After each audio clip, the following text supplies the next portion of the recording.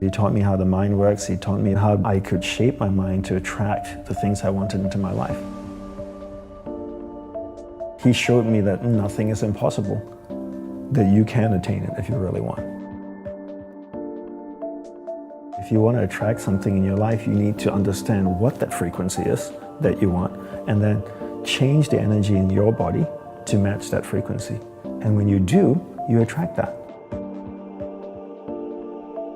You know, a lot of people talk about this law of attraction and stuff, but I never really understand it or explain it properly. And I think sometimes the New Age world can just get away by saying all kinds of, oh, the law of attraction, and, you know, do this and do that, and it will attract it into your life.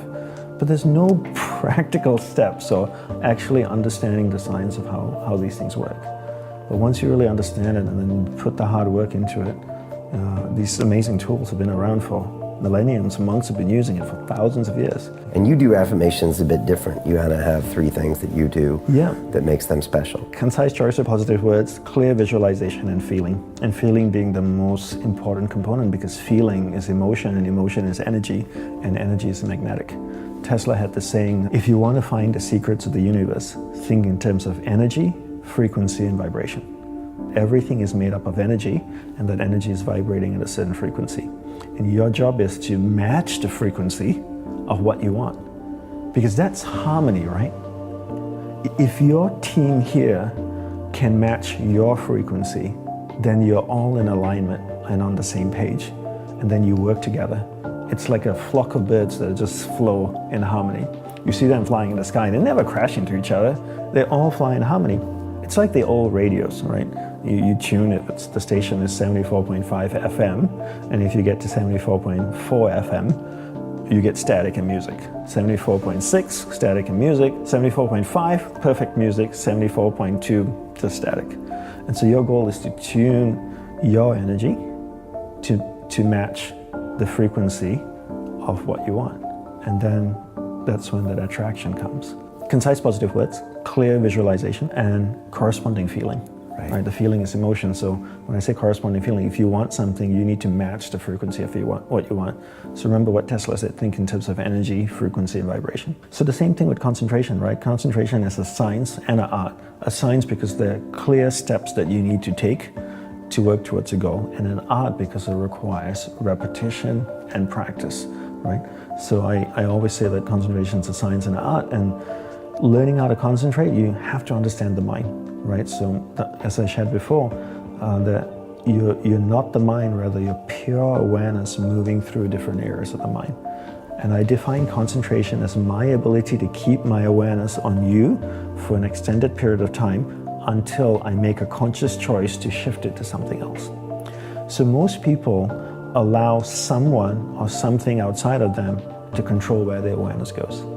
So I'm chatting with you, my phone goes bing, I pick it up, and my awareness gets dragged there. Another notification comes, my awareness goes there.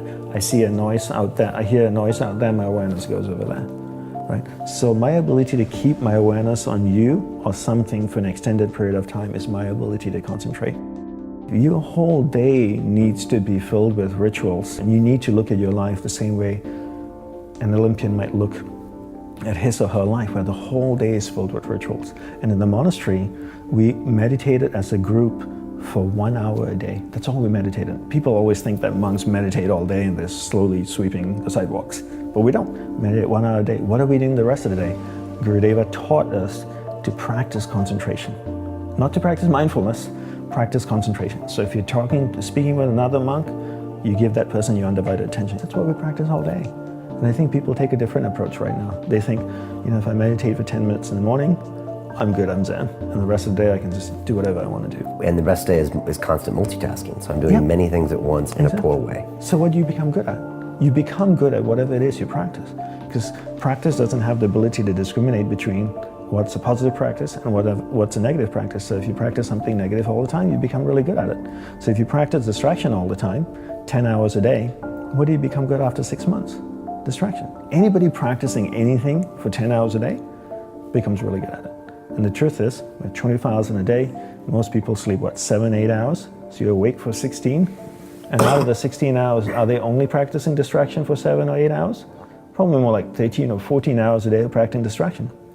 So if you do that 7 days a week, imagine if you practice playing the piano 14 hours a day, 7 days a week. How good would you be after 6 months?